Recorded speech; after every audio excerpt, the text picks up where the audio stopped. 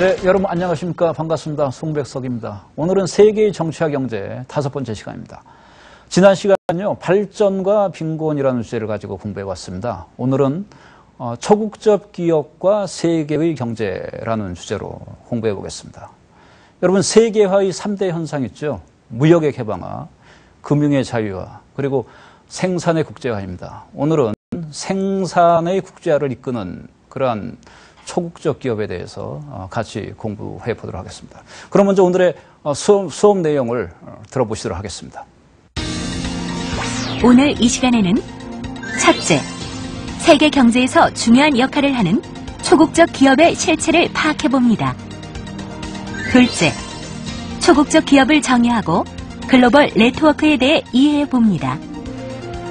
셋째, 초국적 기업이 세계적 규모로 벌이는 자본 축적에서 나타나는 특징을 개괄해 봅니다.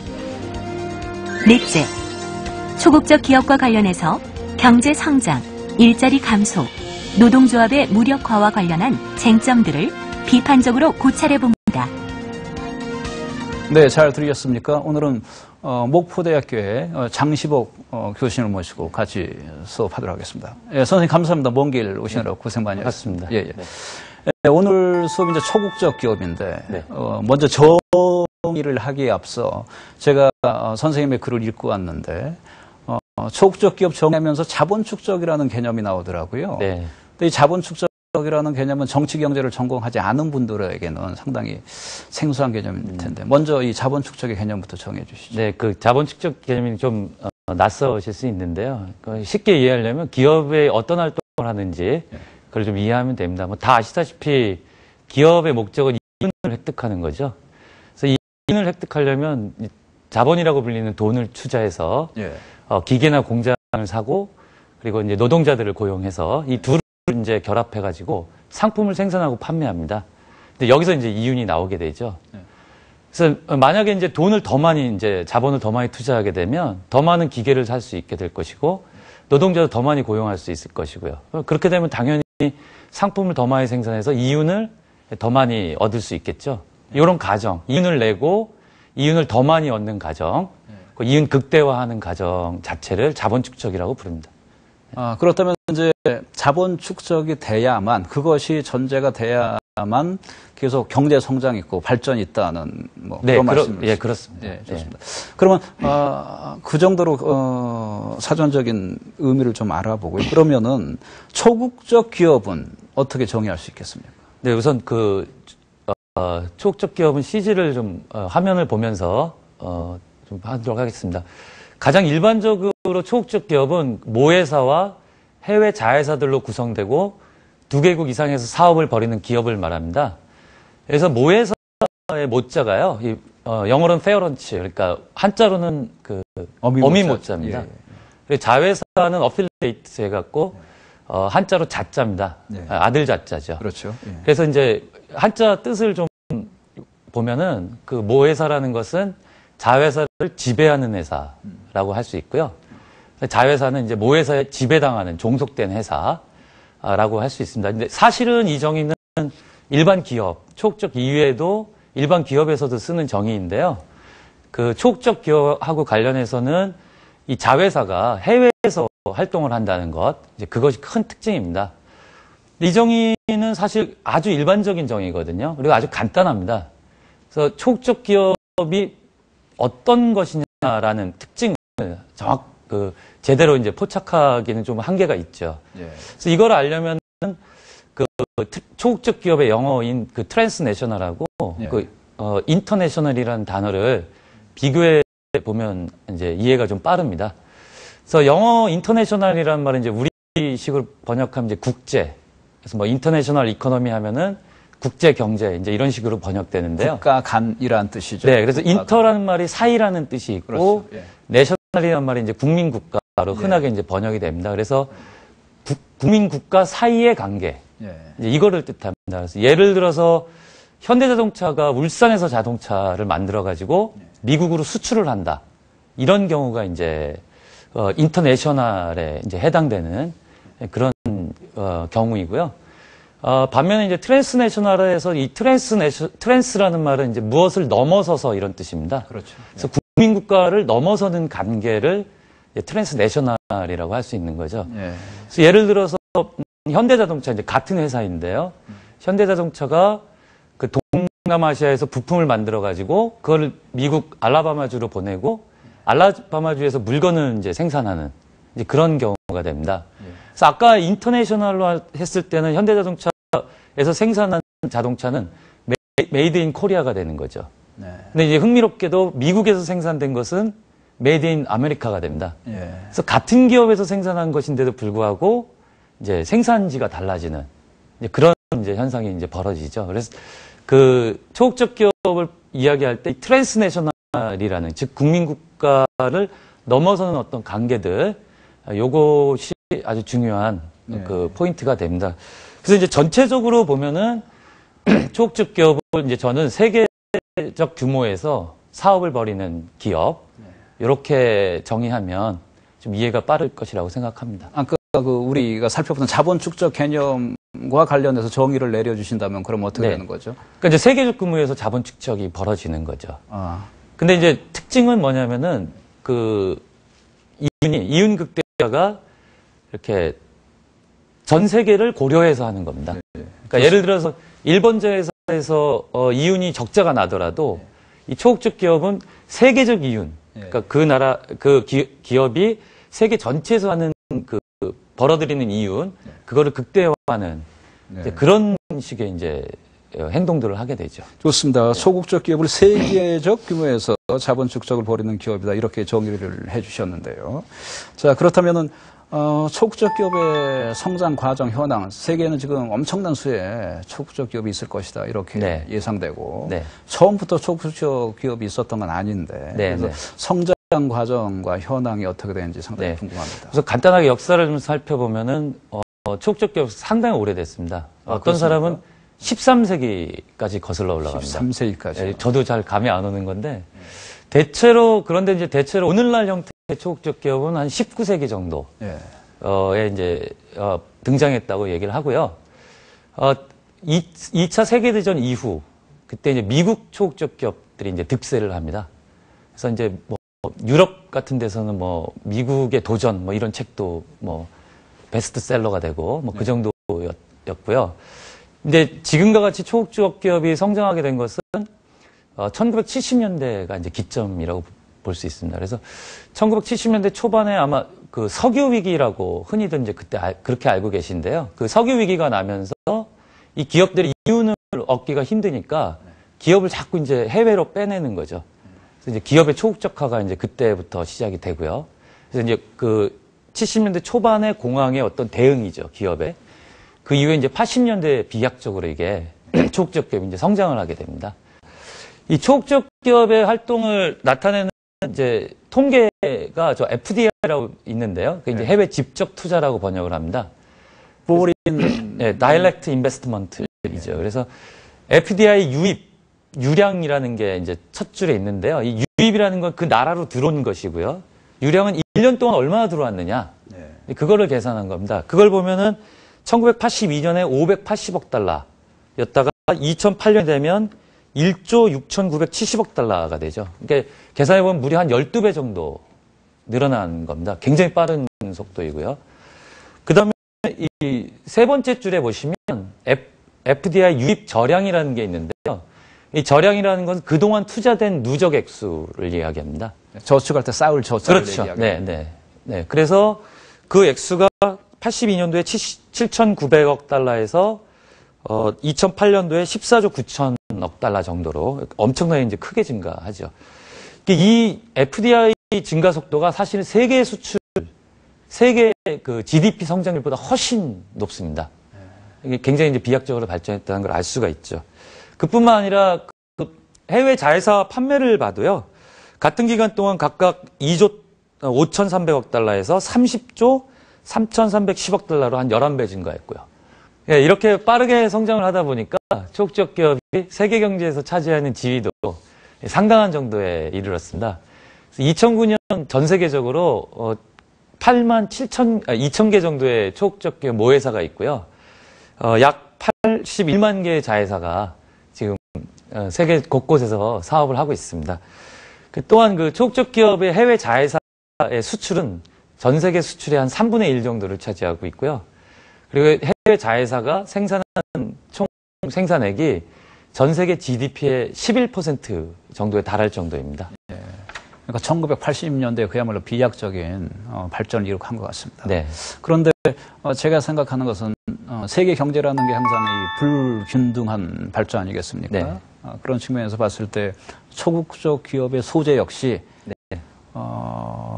세계 전체에 고르게 퍼져 있는 것은 아닐 것 같고 네, 네. 불균등하게 소재하고 있지 않을까 생각되는데 어떻습니까? 네. 그 아까 제가 초국적 기업을 좀 정의를 할 때 세계적 규모로 사업을 벌이는 기업이다 이렇게 이야기를 했는데요. 네, 그렇죠. 그 얘기를 들으면 많은 사람들이 좀 오해를 합니다. 네. 그러니까 세계적으로 사업을 벌인다 그러면 전 세계 곳곳에 모든 곳에 공장을 짓고 상품을 만들고 판매하고 거기서 이윤을 내는구나. 그렇게 따지면 이 초국적 기업 활동을 하는 굉장히 평평하게 토마스 프리드만의 표현인데 네. 평평하게 이루어지고 있는 거 아니냐. 이제 이렇게 생각하시는 분들이 많는데요. 사실은 초국적 기업은 상당히 불균등한 지리적 분포를 갖고 있습니다. 아마 여러분들 세계 지도를 가만히 생각해 보시면 이 초국적 기업은 대체로 어느 지역에 많으냐면 미국, 그리고 유럽, 그다음에 이제 동아시아 지역에 많습니다. 이게 일본의 경영 컨설턴트 오마에 게니치가 얘기하는 거로 하자면은 이제 미국, 유럽, 동아시아 3극의 초국적 기업이 대체로 다 분포돼 있죠. 그러니까 세계 경제가 기본적으로 삼극 체제 아니겠습니까? 네, 네, 그렇습니다. 미국 경제, 유럽 네. 경제, 동아시아 경제인데 네. 그 삼극 체제에 비례해서 네. 초국적 기업의 소재도 네. 그렇게 돼 있다고 볼 수 있겠네요. 네, 그렇습니다. 그러니까 숫자로 말씀을 드리면 초국적 기업 아까 FDI 말씀을 드렸는데 한 50% 정도가 이 선진국에 이제 집중돼 있고요. 해외 직접 투자가. 그리고 개발도상국 중에서 이제 중국이나 인도 같은 소수 나라들이 이제 대부분을 차지합니다. 그래서 아프리카 같은 데는 거의 이 초국적 기업이 없죠. 네. 그 이유는 사실 간단합니다. 초국적 기업도 이 기업인지라 돈이 돼야 그렇죠. 되는 곳으로 간다는 얘기죠. 네, 이윤이 나는 곳으로 이제 가야죠. 그래서 이제 선진국 같은 경우는 고숙련, 이제 기술이 좀 있는 노동자들, 그다음 이제 기술력 있는 어떤 뭐 이런 것들, 기술력들, 그다음 이제 판매를 해야 되니까 판매할 시장이 있어야 되겠죠. 이제 그런 것들을 보고 가는 것이고, 개발도상국 같은 경우는 이제 경제 성장을 빨리 하는 것 측면도 있지만 이제 임금이 상당히 낮으니까 그렇죠. 거기서 이제 비용을 줄일 수 있으니까 이윤이 늘어나니까 이제 그쪽으로 이제 가게 되죠. 그래서 이 초국적 기업은 이 세계 지도를 자기들은 이제 하나의 장기판 보듯이 이제 보면서 곳곳에 이제 배치를 하는 것입니다. 그러다 보니까 주로 선진국과 소수의 이제 개발도상국들 이런 데 이제 초국적 기업이 많이 이제 분포되어 있죠. 그래서 실제로 이 중요한 키워드는 불균등성, 아까 사회자께서 말씀하신 이 불균등성이라는 말이고요. 실제 이 단어는 세계화 전체를 이해할 때도 굉장히 아주 중요하게 생각해야 될 그런 이제 단어라고 저는 생각합니다. 예, 아까 얘기하신 것 중에서 그야말로 세계를 장기판 놓듯이 장기판 이렇게 위에서 보듯이 보고서 경영을 한다 이렇게 얘기를 하셨는데 그야말로 이 규모가 궁금하네요. 얼마나 큰 기업일까? 초국적 기업이라는 것은. 그러니까 아까 80년대 이후 초국적 기업 성장 얘기할 때도 뭐 조단위 그것도 이제 달러로 나오잖아요. 그래서 사실은 대부분 사람들이 실감을 잘 못하십니다. 이 초국적 기업이 어마어마하다라는 거는 대부분 아시는데요. 어느 정도인지 제가 한번 월마트 예를 한번 들어서 좀 설명을 드리겠습니다. 우리나라에서는 좀 맥을 못 추는데 월마트가요? 네, 맥을 못 추는데 월마트가 이제 대형 쇼핑몰을 운영하는 이제 주로 이제 저가가 많은데요. 그 세계 최대 초국적 기업입니다. 이 월마트가 어느 정도로 거대한 기업인지 제가 화면을 보면서 좀 말씀을 드리도록 하겠습니다. 예, 봅시다. 월마트가 2010년에 그 자산이 한 1,700억 달러 정도 되고요. 고용을 한 210만 명 정도 했습니다. 근데 흥미롭게 수입이 4천억 달러 정도 되고요. 자산보다 수입이 더 많죠. 재밌는 현상인데요. 그 이윤이 한 143억 달러 정도 되거든요. 제가 지금 얘기할 때 1,000억 원이 아니고 1,000억 달러 막 이런 정도 수준의 얘기를 하니까 쉽게 이해가 안 되실 텐데 이제 아까 제가 월마트 수입이 4,000억 달러 정도 된다고 그랬는데요. 1달러를 한 1,200원 정도 계산하면 이제 지금은 환율이 좀 많이 내렸지만 계산하면 우리 돈 500조 정도 됩니다. 500조요. 네, 500조면은 이제 우리나라 1년 동안 총 생산한 GDP, 국내 총 생산의 절반이죠. 1,000조 정도 되죠, 우리. 네, 우리나라 GDP가 한 1,000조 정도 되니까요. 한 절반 정도 되는 액수입니다. 사실 그래도 좀 실감이 안 나실 거예요. 네. 그래서 제가 계산을 다르게 해봤는데 잠실 올림픽 주경기장에 한 10만 명 들어갑니다. 네. 거기에 들어간 사람들한테 월마트 수입을 고르게 나눠준다 그러면 1인당 한 50억씩 주는 겁니다. 그야말로 대단한 규모이네. 대단한 그러니까 뭐 다르게 표현하면 1년에 50주로 보고 그리고 로또 1등 당첨금을 한 50억이라고 보면은 2000년치 이 당첨금에 해당하는. 네. 아, 이거 계산하느라고 고생 많이 하셨을 것 같아요. 네, 계산기만 있었으면 됐습니다. 근데 사실 이런 기업이 그 포춘이라는 잡지에서요. 매년 글로벌 500이라고 해가지고 우리나라 기업들도 많이 들어가 있는데요. 발표를 하는데 그 500개를 모아놓으면요. 거의 상상을 초월하는 액수입니다. 네. 그리고 이런 이제 어마어마한 기업들이 이제 시장에서는 이제 독과점, 그러니까 몇몇 회사들이 대부분 산업을 이제 지배하고 있죠. 네. 그러다 보니까 전 세계적으로 어마어마한 규모를 가지고 초국적 기업이 세계 경제를 거의 좌지우지하는 그런 거라고 보시면 됩니다. 네. 그 정도로 이제 돈을 많이 벌기 위해서는 사업 부분이 하나가 될 것 같지는 않고 이율 극대화를 하기 위해서는 여러 가지 분야의 사업 투자를 할 것 같은데 네. 사업 영역은 어떻습니까? 네, 그거 좀 약간 어려운 용어로 이제 경제학에서 이제 한 기업이 여러 사업을 하는 경우는 이제 복합 기업이라고 합니다. 네. 이 복합 기업이라는 개념을 이제 생각해 보면 초국적 기업이 정확하게 복합 기업이죠. 근데 우리가 이제 흔히 알 수 있는 것 이상으로 상당히 많은 것들을 이 초국적 기업들이 이제 생산을 하거든요. 네, 그렇습니까? 그래서 이제 그걸 이해하기 위해서 제가 비방디라는 회사, 이 프랑스 초국적 기업인데요. 비방디요. 네, 아마 좀 낯서실 거예요. 근데 사실 굉장히 이게 익숙한, 우리 생활에 굉장히 이게 많이 퍼져 있는 상품이 그렇습니까? 네, 그런 회사입니다. 혹시 사회자님께서는 그 비디오 온라인 게임 좋아하세요? 제가 학교 다닐 때, 고등학교 다닐 때, 우리 전자오락을 많이 했었어요. 네, 전자오락 많이 했어요. 그 전자오락보다 이제 좀 진화된 건데, 이 비디오 온라인 게임이라고 해서 청소년들뿐만 아니라 어른들도 이제 많이 하는 건데, 아마 스타크래프트나 워크래프트라는 건 아마 들어보셨을 알고 거예요. 있죠. 예. 이 비디오 온라인 게임을 만든 회사가 바로 비방디의 자회사인 액티비전 블리저드라는 회사입니다. 예. 근데 이 비방디라는 회사가 19세기에 만들어진 회사인데요. 원래는 수도 사업, 그다음 생수 사업 같은 걸 했습니다. 그러다가 이제 비디오 산업으로 이제 넘어온 거죠. 그러니까 이제 비방디라는 회사가 지금은 이제 물 관련된 사업은 안 하긴 하지만 과거에는 이제 물 사업하고 전혀 별로 관계가 없을 것 같은 비디오 온라인 게임 사업을 같이 했죠. 네, 거기다가 아마 노래를 좋아하시는 분들은 아바, 그다음에 뭐 에릭 크랩톤, 그다음에 뭐 너바나 이런 이제 유명한 그룹들을 아실 텐데요. 이런 그룹들 음반도 이 비방디라는 회사의 자회사에서 내는 거고요. 그다음 프랑스에서는 두 번째로 큰 통신 회사이고요. 그리고 영화 채널이나 유선 TV 같은 사업도 하고요. 그래서 이 비방디라는 회사가 사실은 여러 사업 부분, 우리가 잘 모르는 이게 정말 비방디에서 한 건가? 라는 거를 모를 정도로 아주 여러 사업 부분에서 전 세계적으로 사업을 하고 있습니다. 듣고 보니까 그러면 한국의 보통 재벌, 대기업 하고 뭐 별 차이가 없는 것 같습니다. 근데 사실은 그 복합기업이라는 말이 이렇게 우리나라식 번역이 이제 재벌이라고도 할 수 있는데요. 이제 그 여러 사업 부분에서 한다라는 게 이제 우리나라 표현으로 선단식 경영 이런 표현을 씁니다. 그렇죠. 네, 그러니까 항공모함 한 대가 있고 그 항공모함 주변에 이제 배들이 쫙 이렇게 나열돼서 이제 가는 좀 비판적인 시각에서 문어발식 경영 네, 그런 이제 표현을 쓰기도 하는데요. 이제 그런 것이 특징 중에 하나가 이제 여러 사업 분야를 한다라는 거죠. 그래서 제가 삼성그룹 예를 하나 화면을 통해 가지고 좀 설명을 드리도록 하겠습니다.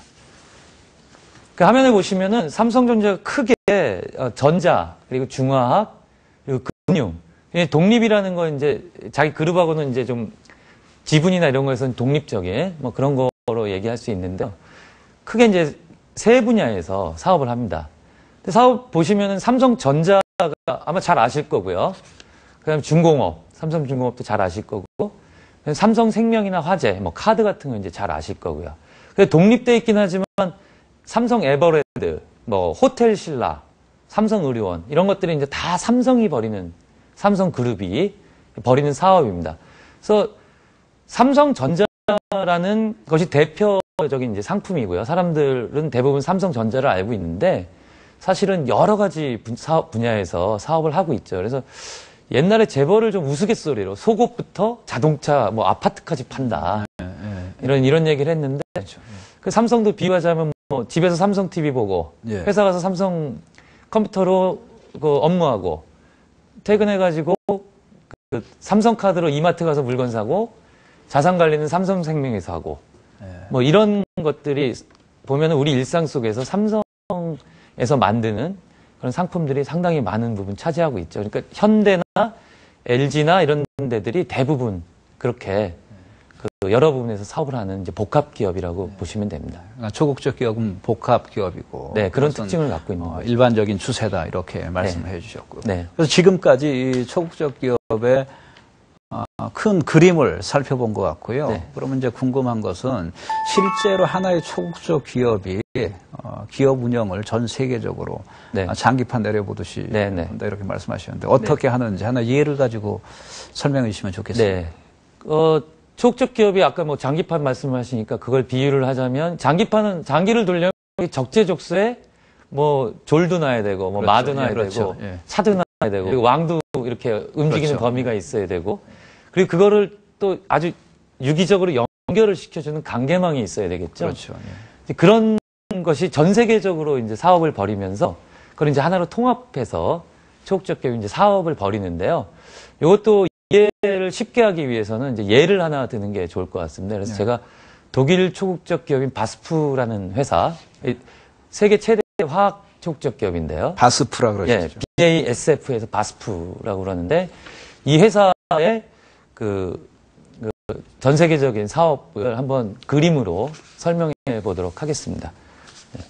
바스프라는 회사는 전 세계에 385개 정도의 생산 기지를 가지고 있고요. 이제 만드는 제품은 화학, 플라스틱, 그다음에 이제 농업 관련 제품, 그리고 석유, 가스 같은 거를 이제 생산합니다. 근데 그림에 보시면 바스프의 본사는요, 그 발음이 좀 어려운데요. 독일의 루드비히 샤펜이라는 곳입니다. 저도 가보지는 않았는데요. 루드비히 샤펜. 예, 루드비히 샤펜이라는 본사가 있는데요. 이제 거기서 이제 출발을 한 거죠. 회사가. 그래서 거기 이제 본사는 주로 어떤 역할을 하냐면 이제 중심 타워죠. 타워 역할을 하는데 경영 계획을 수립한다든지 뭐 제품을 개발하고 연구하는 연구 개발을 한다든지 또는 재무 관리, 돈 관리가 상당히 중요한 거니까 이 재무 관리를 한다든지 그다음에 이제 광고 이런 것들을 이제 중앙 집중적으로 이제 합니다. 그래서 저 그림에 보시면은 그 본사가 있고요. 이 본사를 어떻게 하냐면은 각 지역으로 나눕니다. 그걸 지역 본부라고 하는데요. 저 그림에서는 좀 작아서 안 보이시긴 하겠지만 이제 미국 그리고 이제 브라질, 그다음에 이제 홍콩 이렇게 세 개를 뭐 서너 개 지역으로 이렇게 나누는 거죠. 나눠갖고 거기다 이제 지역 본부를 둡니다. 이제 본사가 그 상품을 생산하고 판매하는 생산기지나 판매기지를 바로 관리하려면 이렇게 상당히 어려우니까요. 이 지역별로 관리를 하게 되는 거죠. 그래서 이제 지역 본부를 두고 본사하고 생산기지하고 그 판매기지를 이제 연결하는 일종의 이제 중간자 역할을 지역 본부가 이제 하게 되고요. 맨 밑바닥에는 이제 상품을 생산하는 생산기지하고 이제 판매기지들이 이렇게 배치되어 있는 겁니다. 현지법인. 네. 그 이제 해외 자회사라는 표현이, 뭐 지역본부도 들어갈 수 있고 생산기지나 판매기지가 들어갈 수 있는데 이제 해외 법인 형태로 생산기지나 판매기지를 이제 두는 이제 경우가 많죠. 그래서, 만약에 이제 동남아시아의 바스프가 가지고 있는 생산기지에서 이제 상품을 만드는데요. 그 이제 중간재, 완성되지 않은 상품일 수도 있고, 완성품일 수도 있겠죠. 그래서 이제 중간재인 경우에는 그거를 미국으로 가져가가지고 미국에 있는 생산기지에서 생산을 하는 거죠. 이제 그거를 이제 기업 내부 거래라고 표현합니다. 네. 이건 수출하고는 다른 겁니다. 수출은 아까 제가 인터내셔널 얘기하면서 국가 간의 거래로 국가 간의 거래로 말씀을 드렸는데요. 이거는 그 초국적 기업 내부에서 벌어지는 거래입니다. 예. 그래서 이 기업 내부 거래를 통해서 그 최종적으로 생산해야 되는 생산 기지를 옮겨가죠. 그래서 이제 생산을 해서 거기서 판매를 하는. 그렇다면 이렇게 글로벌 네트워크, 아주 복잡하고 유기적인 네. 네트워크를 얘기해 주셨는데, 네. 세계 각국에서 생산해서 거기서 판매하고 나타난 이윤, 네. 물론 그 현지에서 쓰겠습니다만은 종국적으로 네. 본사로 들어오고 그 본사에서 또 재투자 결정이 이루어진다. 뭐 이렇게 생각하면 되겠습니까? 예, 제가 뭐 지금 글로벌 네트워크 말씀해 주셔서 이제 그거부터 말씀을 드리면 우선 이 글로벌 네트워크라는 말은 그 교재에서 있다시피 지금 아까 말씀드린 본부, 본사, 지역본부, 그리고 생산기지나 판매기지의 조직망을 이제 총괄하는 이제 그런 개념이고요. 이제 그런 글로벌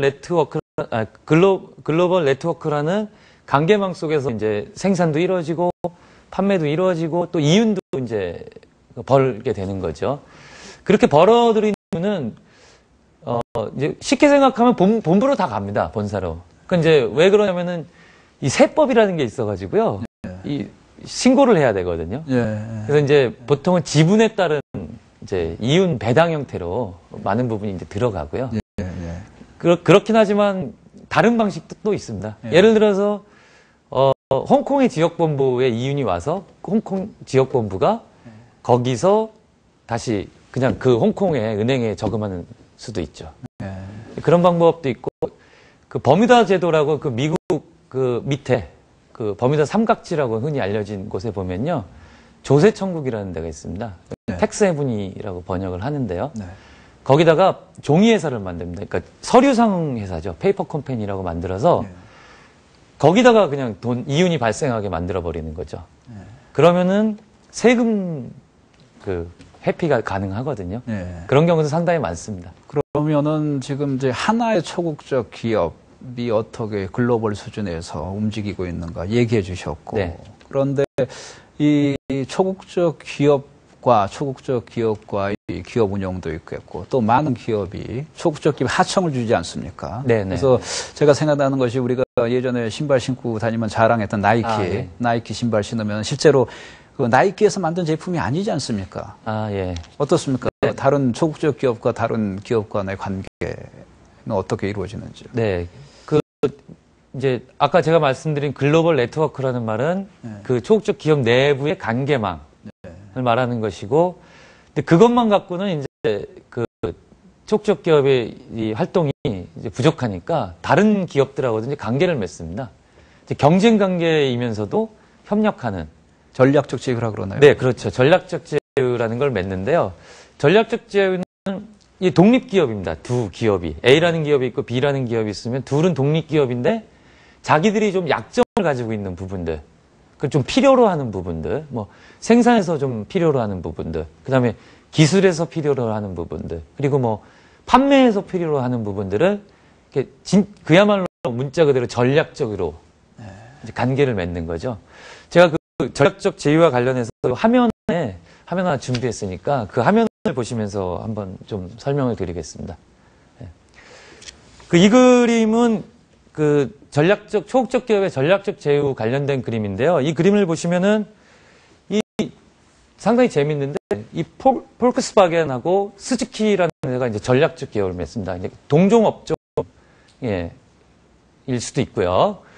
그 다음에 보시면은 포드하고 마이크로소프트사가 전략적 제휴를 맺습니다. 그러니까 포드라는 데는 자동차를 만드는 회사고요. 그렇죠. 근데 마이크로소프트사는 이제 컴퓨터 소프트 프로그램을 만드는 회사인데 이 전략적 제휴를 맺죠. 그 이유는 이제 포드라는 회사에서 만드는 요즘 자동차들이 이 컴퓨터 관련된 이제 프로그램들이 많이 들어가다 보니까요. 그건 이제 포드에서 개발을 하게 되면 비용이 많이 들어가니까 그걸 마이크로소프트사랑 전략적 제휴를 맺어서 이제 하는 겁니다. 이제 이런 식으로 심지어 경쟁 업체까지 이 전략적 제휴를 이제 맺게 됩니다. 네. 네. 그러니까 다양한 형태의 그 전략적 제휴가 있다는 걸 말씀해 주셨고. 네. 그리고 아까 말씀드린 나이키는 대표적으로 외주 하청. 전혀 나이키가 소유하지 않은 공장에서 100% 신발을 만들어서 생산하는데요. 이런 기업을 공동화된 기업. 이제 공동화, 뭐 비웠다는 얘기죠? 네, 생산을 안 한다는 거죠. 그런 기업이라고 말합니다. 네, 알겠습니다. 그러면 이제 기본적으로 어떻게 돌아가고 있는가에 대해서 우리가 큰 그림을 알아봤고, 이제는 이제 쟁점으로 과연 이 좋은가 나쁜가의 문제 한번 생각해 볼 필요가 있습니다. 그래서 흔히들 자유주의 시각에서 소극적 기업의 투자가 활발히 이루어지면은 그 투자를 받은 나라의 경제는 좋아진다, 이런 얘기가 있는데 어떻습니까? 맞습니까? 신문이나 언론 이제 대부분 그런 얘기를 해서 뭐 소극적 기업이 들어오면은 그 경제가 좋아진다. 이게 이제 일반적인 이야기인데요. 그 논리는 여러 가지 생각해 볼 문제들이 많습니다. 그러니까 그 자유주의 시각에 있는 분들은 이제 어떤 얘기를 하는 거냐면, 소극적 기업을 유치하면 그 유치국의 투자가 늘어날 것이고, 투자가 늘어나고 그 이제 공장을 세우게 되면 노동자들도 고용하게 될 것이고, 이렇게 되면 이제 경제가 빠르게 성장한다, 이렇게 얘기를 하는데요. 실제 소극적 기업의 이 투자는요, 이 신규 투자가 대부분 지배적인 게 아닙니다. 신규 투자는 새로운 투자를 하는 거죠. 돈이 그냥 외국에서 그냥 들어온다는 게 새로 아니라는 추가적으로 얘기죠. 들어오는 겁니다. 근데 보통 소극적 기업은 대체로 그 기업 인수 합병을 많이 합니다. 이제 국경 간 인수 합병이라고 표현을 하는데요. 그 흔한 방법이 기업 인수 합병이기 때문에 자본량이 늘어나는 게 아니라 그냥 그 유치국에 있던 기업을 그냥 이렇게 소유하게 되는 형태죠. 그러다 보니까 자본량이 늘어났다라는 게 이제 좀 가장돼 있을 수 있는. 그리고 또 재밌는 거는 소극적 기업이 돈을, 이 투자 자금을 구할 때 국내은행 같은 데서 합니다. 유치국 국내은행이나 국제시장에서 하기 때문에 국내은행에서 자금을 얻는 것은 사실 전체적으로 보면 이 자금 투자 증가 있기는 하지만 실제 국내 자본이 그 외국 소극적 기업으로 들어가는 이제 이런 형태가 되고요. 그러니까 이렇다면 유치국의 국민 경제가 오히려 소극적 기업에 종속되는 결과를 낳을 수 있다라는 걸 그러니까, 지적해 주시는 거죠. 투자가 늘어난다라는 걸 한번 생각해 볼 필요가 있다라는 거죠. 두 번째는 이제 경제 성장 문제인데요. 투자가 들어오면 꼭 경제 성장이 된다고 얘기를 하는데 실제로 경제 성장이 일어날 수 있는 이유는 상당히 많거든요. 근데 이제 자유주의 시각 가지신 분들은 중국 예를 많이 듭니다. 소극적 기업이 많이 들어와서 중국이 빠르게 성장했다. 근데 발레를 들면요, 한국입니다. 한국은 소극적 기업을 많이 들어오지 않은 상태에서도 경제 성장을 빠르게 했죠. 그러니까 경제 성장이 빨라진다, 경제가 성장한다는 것은 여러 요인이 있는 거죠. 그런데 그거를 다 무시하거나 그런 이제 그 고려하지 않고 소극적 기업을 유치하면 경제 성장이 빠르게 될 것이다라는 단선 논리를 세우는 거는 좀 문제가 있는 것이다. 이렇게 좀 비판적으로 좀 봐야 된다고 생각합니다. 좋습니다. 그러한 단선 논리는 한번 재검토해 볼 필요가 있다, 이렇게 얘기하시고, 일자리 측면에서 어떻습니까? 우리가 일자리 측면 얘기하니까 생각나는 것이 IMF 위기 이후에 상당히 해외 투자를 많이 받아야 된다 얘기하면서, 그래서 고용을 늘려야 된다, 이렇게 상당히 강조를 하지 않았습니까? 일자리 문제와 관련해서는 어떤 영향을 미칩니까? 일자리 이제 문제가 그래서 이제 일자리가 줄어드는 게 문제겠죠.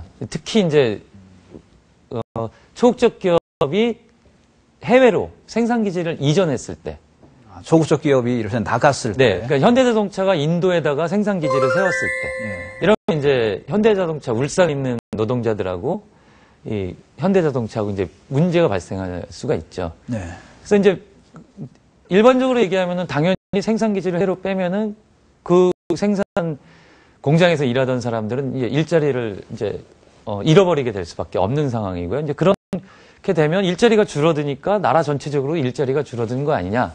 이게 이제 일반적인 이제 주장이고 사람들이 일반적으로 받아들이는 겁니다. 그래서 외국으로 우리 기업이 나가면 안 된다. 이제 이런 주장들이 이제 상당히 많죠. 그렇다고 외국 기업이 한국에 들어오는 것은 또 반드시 그것이 경제 성장에 크게 뭐 도움이 된다는 것은 단선 논리일 수 있다, 이렇게 얘기해야 되나요? 네, 고용이라는 측면에서 보면은 들어오면은 그냥 다 그대로 고용을 승계하는 게 아니라 구조조정을 하게 되죠. 그렇죠. 예. 네, 구조조정을 하게 되면 제일 그 첫 번째 구조조정 대상이 이제 노동자들이 되겠죠. 네. 그럼 일자리가 당연히 그거는 줄어들 수도 있는 거죠.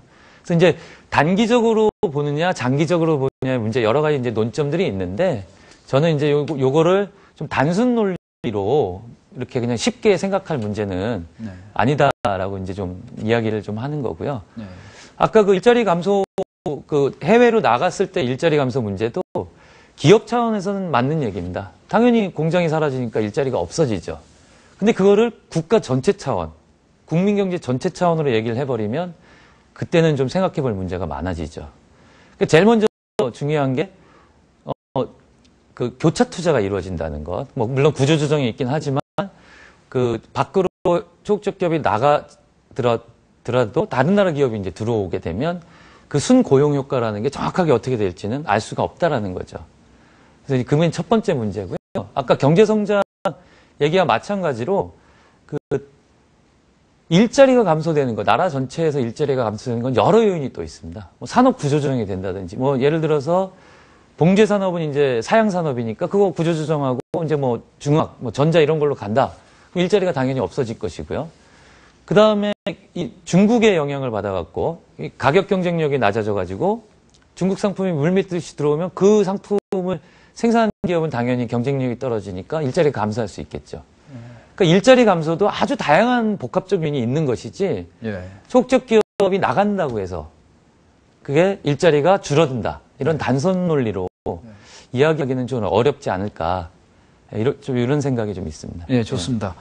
지금 일자리 얘기하고 노동자 얘기하고 하니까는 지금 제가 생각나는 것이 선생님이 교재에 노동 위협 효과라는 예. 말을 하신 것 같은데 초국적 기업이 노동을 위협한다는 얘기인가요? 뭡니까? 그건. 좀 말이 좀 강하게 들릴 수 있는데 좀 더 강하게 얘기하면 이제 초국적 기업이 노동자를 협박한다는 거죠.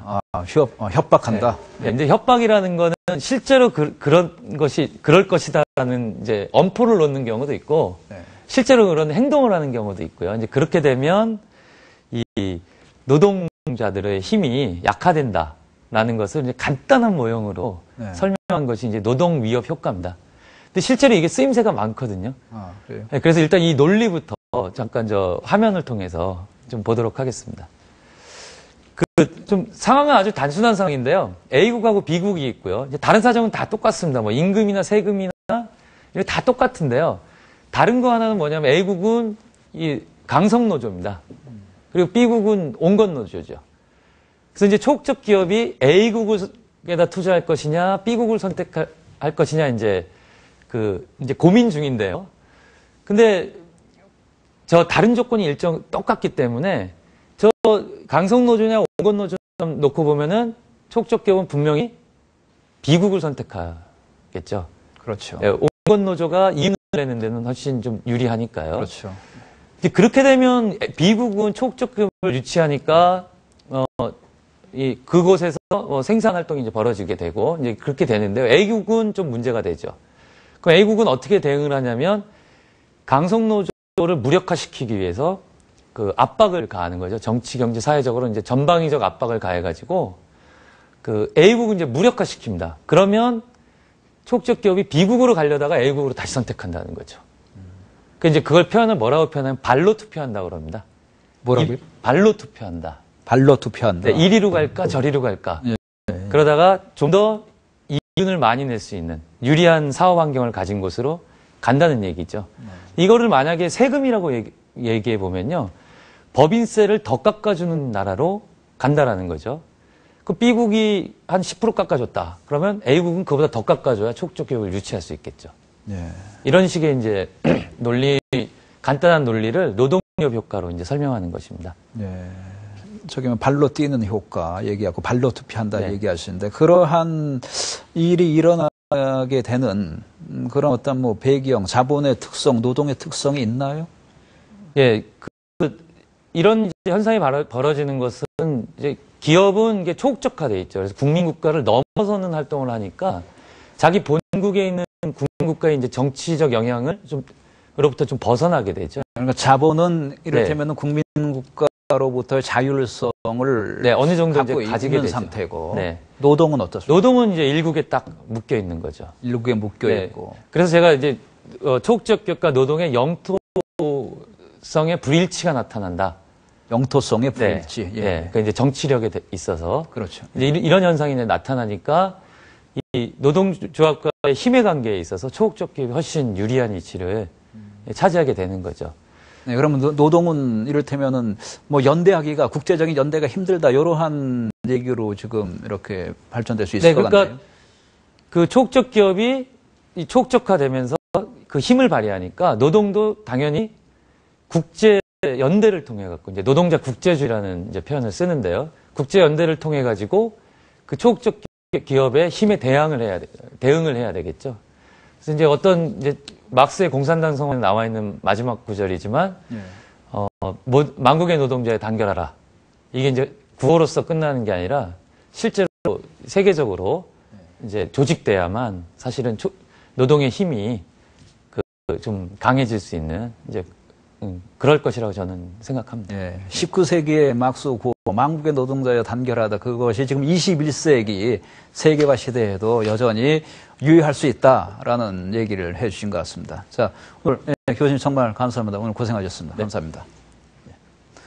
예, 그럼 오늘 강의는 이만 마치도록 하고요. 핵심 포인트를 정리해 보도록 하겠습니다.